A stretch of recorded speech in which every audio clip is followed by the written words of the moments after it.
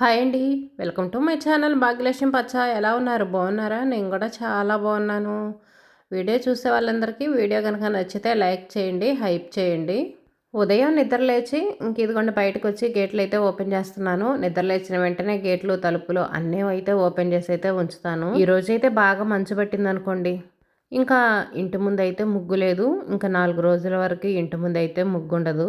తర్వాత అయితే ఇంకా ముగ్గు వేసుకోవచ్చు. ఇటువైపున చూద్దాం రండి. చూడండి మంచు అయితే ఎలా పట్టిందో. మంచు బాగా పట్టేసింది. ఇటువైపు నుంచి చూస్తే పొలాలు కూడా కనిపిస్తాయి. మంచు పట్టింది కదా, అందుకే సరిగ్గా పొలాలు అవి కనిపించట్లేదు. కానీ లేదనుకోండి బాగా పొలాలు, బాగా పచ్చటి చెట్లు బాగా కనిపిస్తూ ఉంటుంది. బాగుంటుంది. ఉదయాన్నే కాసేపు ఇటువైపు చూసామనుకోండి మైండ్ అనేది చాలా రిలాక్స్గా అనిపించింది. పచ్చని చెట్లు చూస్తే చాలండి మైండ్ చాలా రిలాక్స్ అయిపోయిద్ది. ఇంకా మన పనులనేవి స్టార్ట్ చేయాలి కదా. వంటగదిలోకి వచ్చేసి ఇంకా లైట్ వేసేసి గ్యాస్ పొయ్యి దగ్గరకైతే వస్తున్నాను. నైటే ఇంకా అంట్లన్నీ టబ్లో అయితే పడేసాను. కొంచెం అన్నం అయితే మిగిలింది. అన్నం అలాగనే ఉంచేసాను. ఇంక ఈరోజు టిఫిన్ అయితే ఏం చేయాలో అర్థం కావట్లా. పిండ్లు అయితే ఏమీ లేవు. సేమియా ఉప్మా చేద్దాం అనుకుంటున్నాను, కానీ నవీన్ అయితే సేమియా ఉప్మా తినడు. కూర కూడా ఈరోజు గోరుచిక్కుడుకాయలు చేద్దాం అనుకుంటున్నా. ఇంట్లో అయితే గోరుచిక్కులు ఉన్నాయి. అవి ఎక్కువ రోజులు ఉంచాను అనుకోండి ఎండిపోతాయి. కానీ నవ్వేం తినడు ఆ కూర. ఏం చేయాలి అని ఆలోచిస్తున్నా. ఇంక ఇలాంటప్పుడు నాకు గుర్తుకొచ్చేది ఎగ్గు. ఇంక ఎగ్గు మాత్రమే. వాడికి ఫ్రైడ్ రైస్గా చేశాను అనుకోండి, ఇంకా బాక్స్కి అదే తీసుకెళ్తాడు, టిఫిన్గా కూడా అదే తింటాడు. కాకపోతే కొంచెం సద్దన్నం కూడా ఉంది. మళ్ళీ సద్దన్నం కలిపి ఫ్రైడ్ రైస్ చేశాను అనుకోండి, మధ్యాహ్నానికి అన్నం మెత్తబడిపోయింది, పిల్లలకి తినడానికి బాగుండదు. అందుకని వేడన్నమే చేసి పంపించాలి. కానీ సద్దన్నం కూడా చేయాలి, రెండు చేయాలి. ముందైతే ఇంకా వేడి నీళ్ళు అయితే పొయ్యి మీద పెట్టేశాను. ఇంకా ఇంట్లో వాళ్ళందరూ తాగడానికని. పొయ్యి ఎందుకనో ఎర్రగా అయితే మంట వస్తుంది. మరి పొయ్యి మీద ఏమన్నా ఉందో ఏమో.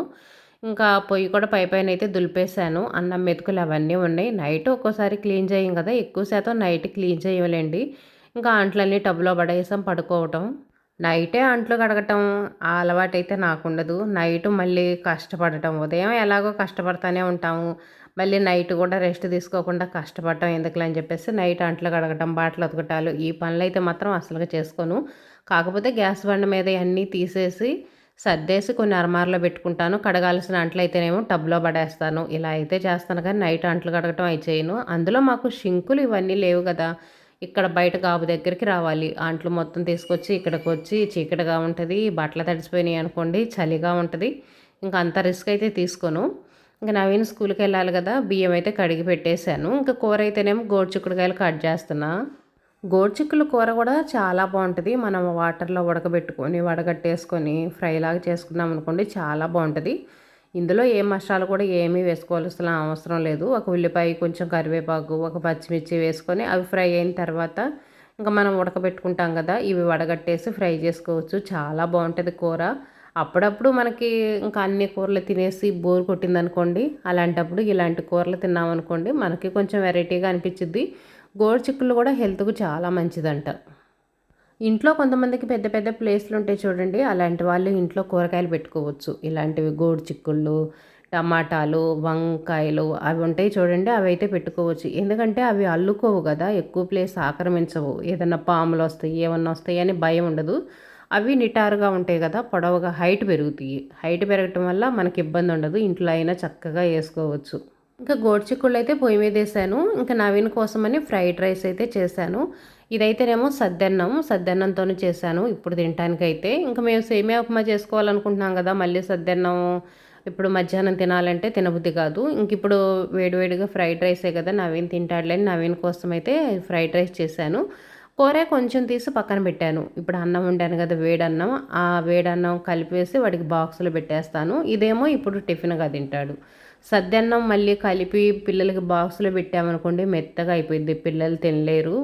అసలు దానివల్ల హెల్త్ ప్రాబ్లమ్స్ వస్తాయి, అసలు వాసన వస్తుంది. ఇంకా అలా సద్దన్నం మాత్రం అస్సలు పెట్టకండి, వేడన్నమే పెట్టేసేయండి.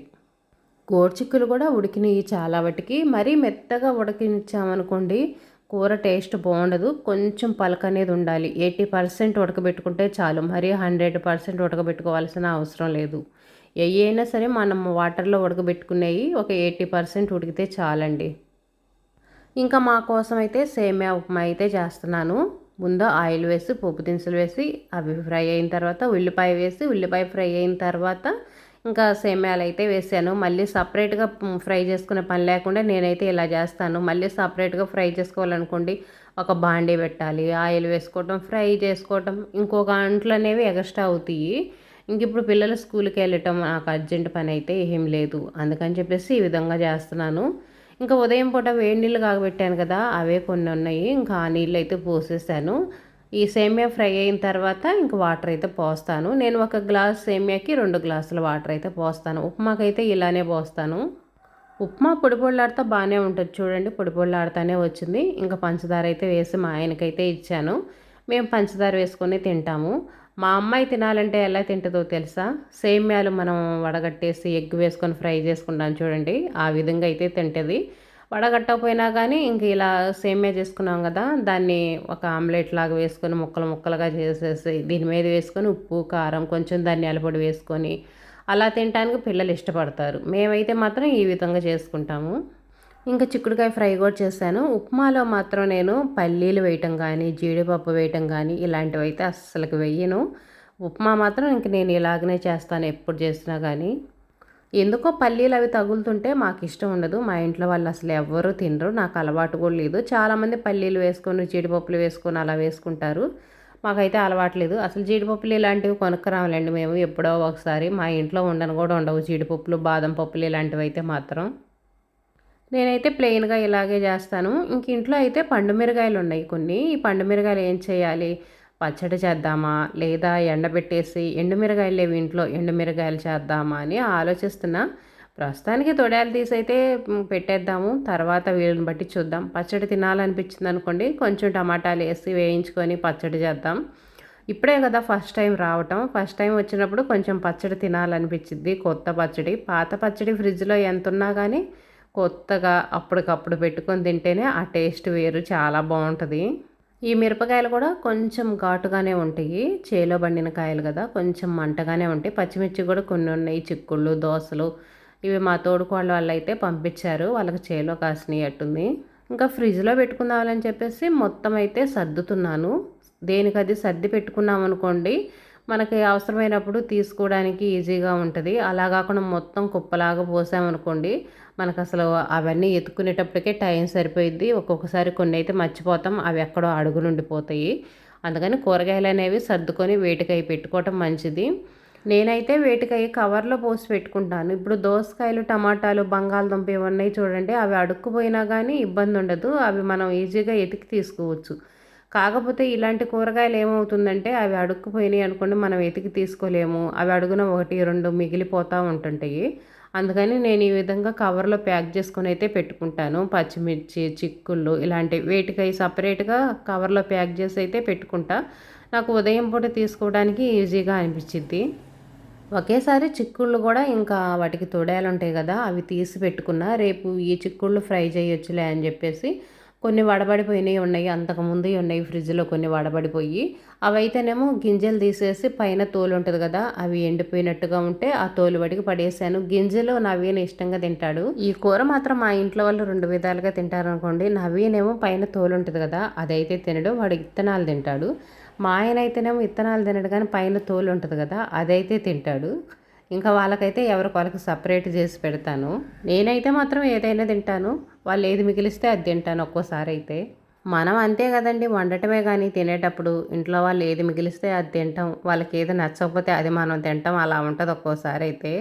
ఎందుకంటే కష్టపడి వంట చేస్తాం మనమే కదా, మనం వండినప్పుడు మనం తినకపోతే బాగుండదు కదా. అందుకోసం మనకి ఇష్టం లేని కూర అయితేనేమో పచ్చడి వేసుకొని అయినా తింటాం, కానీ సపరేట్గా మనకంటూ కూర అయితే చేసుకొని తినము.